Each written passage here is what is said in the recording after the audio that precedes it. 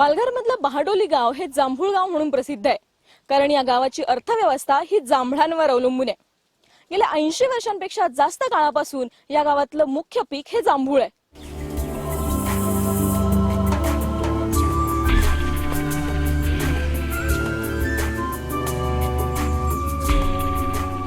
जांभळाचा व्यवसाय म्हणजे पूर्वीपासून इथे आहे। जांभळं जवळ 30-35 वर्षापासून ही झाडं असतील। असं ह्या गावात जवळजवळ 1000-1200 जांभळाची झाडं असतील। एका झाडापासून म्हणजे जे मोठं झाड असेल त्याच्यापासून कमीत कमी 25 ते 30 हजार पर्यंत उत्पन्न निघू शकतं।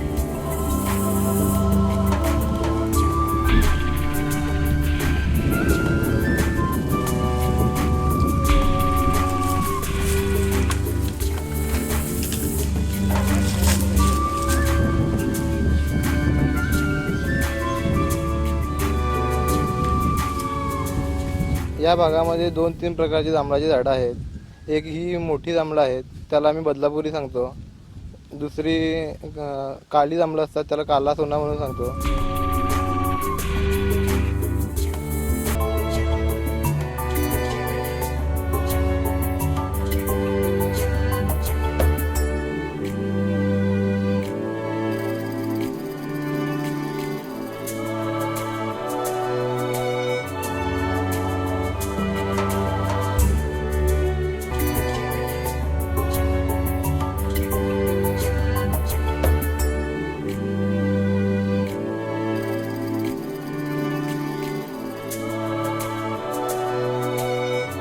झाड लहान असेल तर ते वर फाट्यावर चढून बिंदास हाताने तोडू शकतो, आणि लांब लांब फाटे असतील फांदे त्याच्या तर त्याला बांबूची शिडी असते बनवलेली, म्हणजे काठी, त्यावर चढून आम्ही जांभळं तोडतो।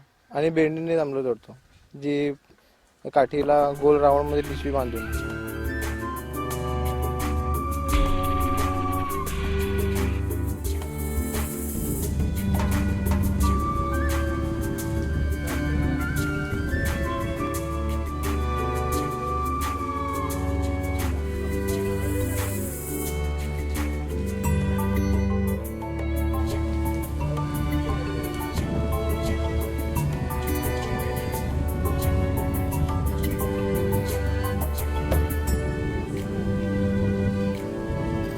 जांभळावरती आता साधारणतः आत्ताच्या 2-3 वर्षापासून 2 प्रकारचे रोग आहेत।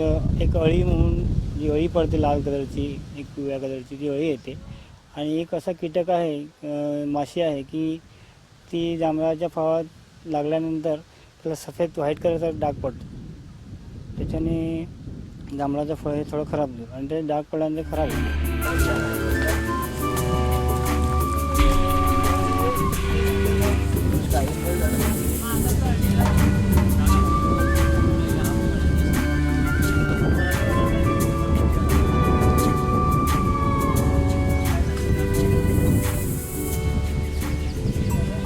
बहाडोली ही जांभळाची अतिशय वैशिष्ट्यपूर्ण जात आहे। या जातीचं जांभूळ टपोरं असतं।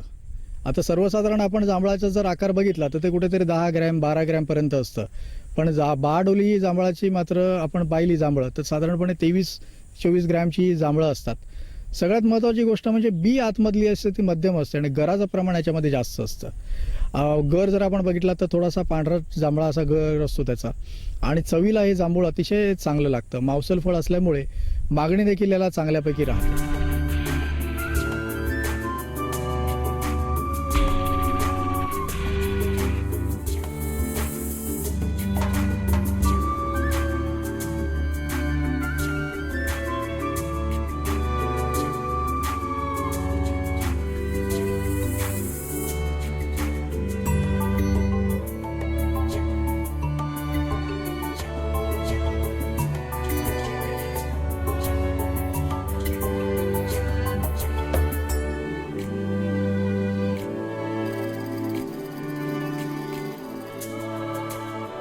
वाऱ्यामुळे झाडावर तयार झालेली जांभळं खाली पडतात आणि त्यांचं नुकसान होतं।